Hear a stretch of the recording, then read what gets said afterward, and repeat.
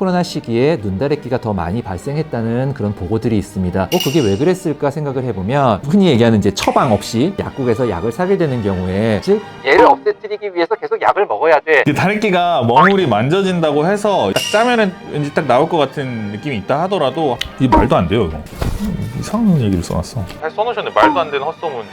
정말로 의학적으로는 설명이 불가능한 근거가 없는, 이게 어떻게 보면 제일 많이 궁금해하시는 일일 텐데요. 앞으로 내가 어떤 예방 방법을 썼을 때 다래끼가 안 생길 거냐. 오늘의 위키 다래끼 시작하겠습니다. 안녕하세요, 눈의안과병원 국경훈입니다. 안녕하십니까, 눈의안과 드림센터 김승우 원장입니다. 눈꺼풀에는 여러 종류의 분비샘이 있는데 이 분비샘에 발생한 급성 염증을 다래끼라고 한다. 근데 이제 뒤쪽에 설명드릴 콩다래끼는 약간 만성 화농성 염증이라고 표현해서요. 지금 다래끼라는 말을 그야말로 넓은 의미가 아니라 의학적인 다래끼라는 질환으로 표현한다면 급성 염증이라고 표현하는 게 맞겠습니다. 좀 신생아에서 발생했던 다래끼는 입원을 해서 막 항생제도 조금 열심히 쓰고 뭐 이랬던 경험은 있거든요. 연조직염으로 주변으로 이제 진행하거나 아니면은 다른 폐렴이라든지 뭐 다른 전신 질환으로도 이어질 수 있는 부분이라서 조금 되게 경각심을 갖고 봤었던 케이스는 있었던 것 같습니다.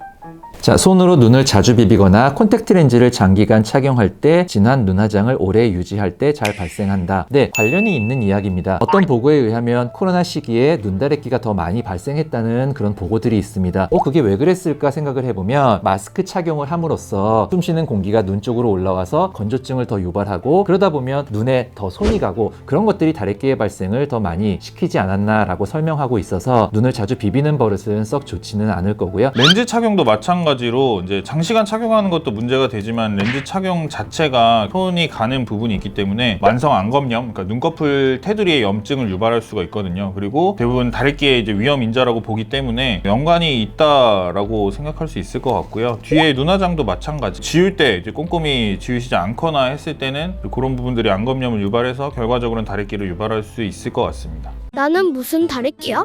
세균 감염이 동반된 것을 다래끼라고 이야기합니다. 위치가 피부 쪽에 있는 샘들한테 발생한 경우에는 피부로 바로 드러나서 보이기 때문에 겉다래끼라고 이야기하는 거고요. 감염성 염증 중에서 안에 말봄샘에 감염성 염증이 발생한 경우를 속다래끼라고 부릅니다. 콩다래끼는 비감염성 만성 화농성 염증인데요. 말봄샘에서 만들어진 기름이 원활하게 눈꺼풀 테두리에 있는 피부 쪽에 구멍으로 배출이 돼야 되는데 막히면서 안쪽에서 만들어진 기름이 안에 쌓이게 되고요. 안쪽에서 염증을 만들면서 만성으로 화농성 조직으로 변하면서 딱딱하게 잡히는 거, 그것을 콩다래끼라고 합니다. 약국에서 파는 다래끼용 화농증 치료제를 먹으면 효과를 볼 수 있다. 이게 화농증 치료제라고 써있는 게 조금 좀 모호한 표현인 것 같은데요. 그래서 제가 찾아봤더니 다양하더라고요. 그냥 진통제를 드리는 경우도 있고 한방 소염제 뭐 이런 거를 처방하기도 하고 일부는 그 항생제가 포함된 약을 또 주시기도 하시더라고요. 근데 어쨌든 안과 의사 입장에서는 좀 불안한 게 어떤 약이 처방될지도 모르고 사실은 항생제 사용 없이 우리 몸에는 자연 치유 능력이 분명히 있을 테니까요. 그 과정을 통해서 약의 도움을 받지 않고도 다행히 그 염증이 가라앉고 지금 찌꺼기들을 많이 남기지 않는다면 그렇게 지나가는 다래끼도 있을 거고 그렇게 경험하시는 분들도 꽤 있을 텐데 안과의 치료를 적절하게 받지 않고 안약을 투여할 시 고름이 생기는 원인이 된다? 안약을 투여한 것 때문에 그렇지 않았으면 차라리 안약을 안 썼으면 모를 텐데 이거는 정확한 표현은 아닌 것 같고요. 흔히 얘기하는 이제 처방 없이 약국에서 약을 사게 되는 경우에 일반적으로 대부분 처방이 필요한 그런 것들이 포함이 되지 못하고 또 안약 같은 경우에도 항생제 성분이 들어간 항생제 안약을 처방 없이는 약국에서 그냥 사기가 쉽지는 않아서 이런 약들 때문에 고름이 더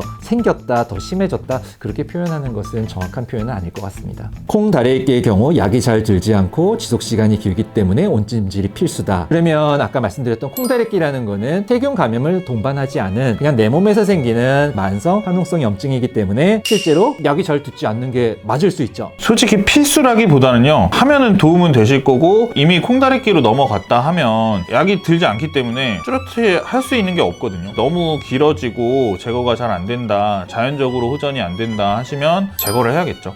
그러니까 제가 경험했던 케이스 중에는 다음날 웨딩 촬영이 있다고 하셨었는데 전날 많이 부어올라서 이렇게 오신 경우가 있었거든요. 한시적으로는 냉찜질 해주시는 게 조금 가라앉는 효과가 좀 있지 않을까 싶은 생각은 들었는데 아주 일시적인 효과를 기대하는 상황이 아니다 하면은 온찜질이 훨씬 효과가 있다고 생각할 수 있을 것 같습니다. 초기에 약간 만지면 통증도 있고 약간 불그스레하게 부어오른 염증기 때는 항생제 소염제 드시는 게 도움이 된다고 하는데 그 시기가 지나서 이제는 붉은 기운, 부은 기운 어느 정도 사그라들었고 또 만지면 통증도 그렇게 있지 않은데 몽울은 만져지네 하는 경우에는 더 이상 약을 드시는 거는 큰 의미가 없다고 합니다. 다시 한번 항생제는 균을 죽이는 약이고요. 소염제는 염증을 가라앉히는 약이기 때문에 지금 여기에 균이 득식을 한 것도 아니고 또 한참 만지면 아픈 염증이 있는 것도 아닌데 항생제 소염제를 계속 드시는 거, 즉 얘를 없애뜨리기 위해서 계속 약을 먹어야 돼. 그거는 사실은 맞지 않는 이야기인 거죠. 그래서 여기 표현에 약이 잘 듣지 않고 라는 표현이 올라온 것 같습니다. 달에 끼던 홍달에 끼던 급성 염증 반응기는 어느 정도 지났는데 고름이 잡혀 있거나 안에 딱 몽울을 형성해서 시간이 조금 흘렀음에도 불구하고 더 작아지지 않거나 변화가 없는 경우에는 절개 배농술, 즉 다래끼 쨘다고 표현하죠. 적극적인 치료를 생각을 하게 됩니다. 제가 여기 이렇게 다래끼가 되게 크게 나가지고 이거 진짜인데 국경원 교수님한테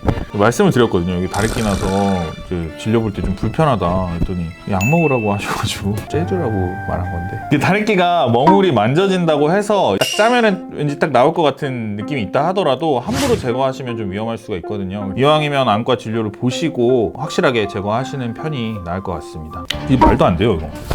이상한 얘기를 써놨어. 소금물, 다래끼 난 눈 반대쪽에 발바닥 지압하기, 다래끼 난 눈에 눈썹을 뽑아서 길바닥에 돌로 눌러두기.